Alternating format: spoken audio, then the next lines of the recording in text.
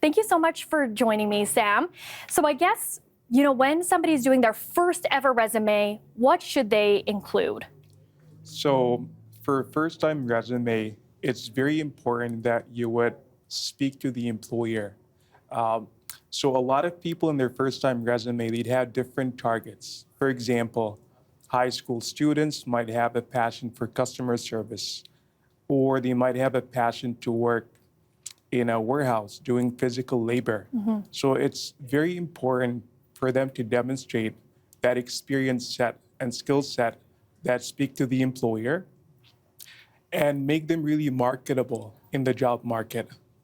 So how do they do that if they've never had a job before?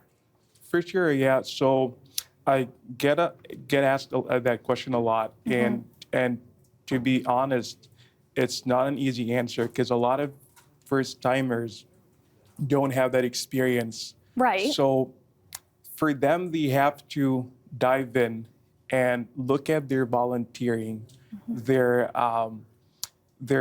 off-school work that they would have done. For example, a high school student with literally no work experience at all might have volunteered to support with school activities, or home sitting for a parent, or helping with a charity for his mom.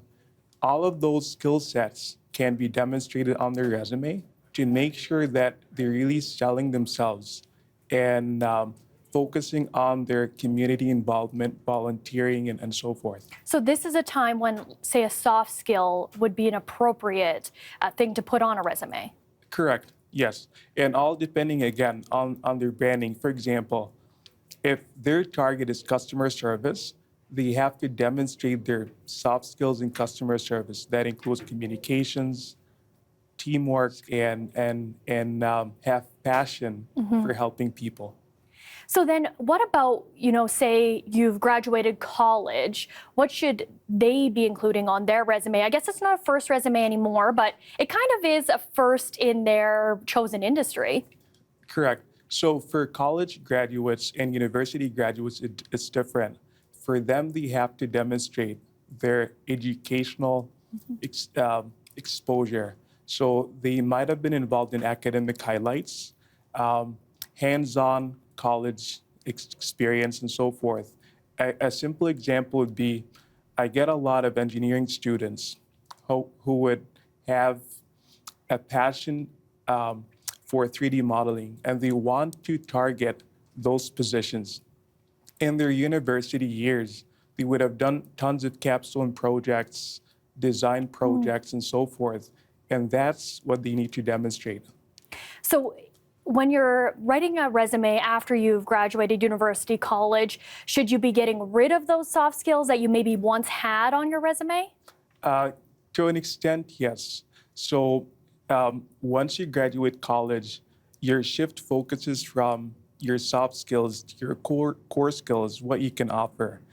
For example, marketing. Graduate have to demonstrate their understanding and knowledge of content management, campaign management, marketing research, and so forth, where it makes more sense for them to portray that skill set versus their soft skills, which is not as a skill set employers look for. It's not as important almost. As important, correct. So what is something that everyone is doing on their resumes that might be a mistake, or is there a mistake that people are making? I would see a lot of times people would have everything thrown at a resume, which is incorrect.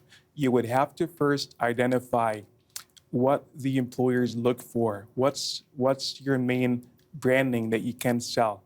A simple example would be a senior professional that wants to demonstrate his skill set in operations management. They would have to have a tailor-made resume that focuses on their operations expertise and not include menial jobs that they might have done early on in their career that doesn't relate or speak to the employer. So it's all about targeting your audience and speaking to the employer to what they're looking for.